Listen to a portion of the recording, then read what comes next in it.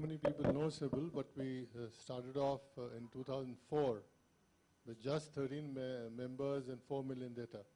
The evolution has taken place when we're talking about data management and data thing.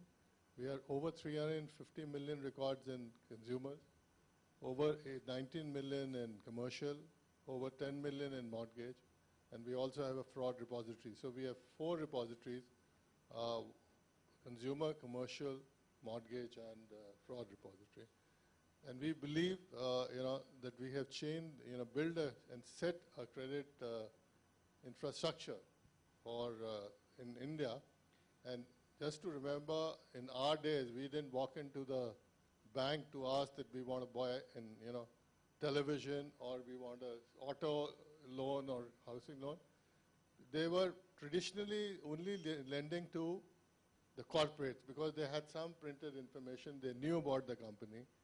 So we believe that today the retail is the growth engine for economy because CIBIL has played a role. It's a relatively new concept as a credit bureau in India, but we have evolved over a period of time. There's a 21% growth in credit, in India from 2010 to now in 3 years.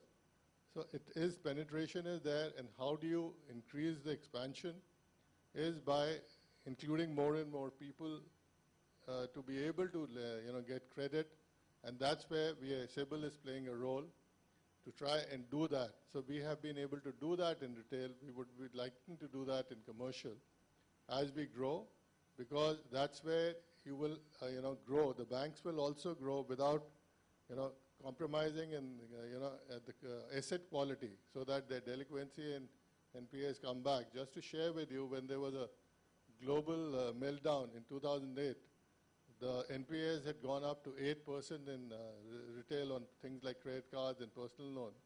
Today it is less than 2% across the industry.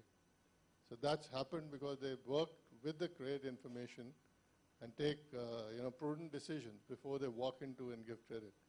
Yes, I agree that we have to, there's a long way forward. We will have to get into MFI database. We would have to, actually I was talking to NPCI, talking about they are looking at, going into, below poverty line, the database.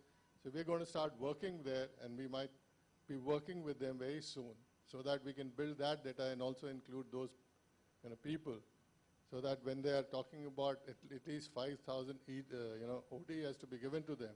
I think that's where we will be able to play a role. I couldn't agree more that UID should be the unique ID for people to be identified, because as you said, anything can be forged, but if your thumb is there and if the person gets the total biodata of the person, there's no reason that you cannot start a financial relationship. And banks going forward, I think, would look at it if they want to grow. Thank you. Thank you.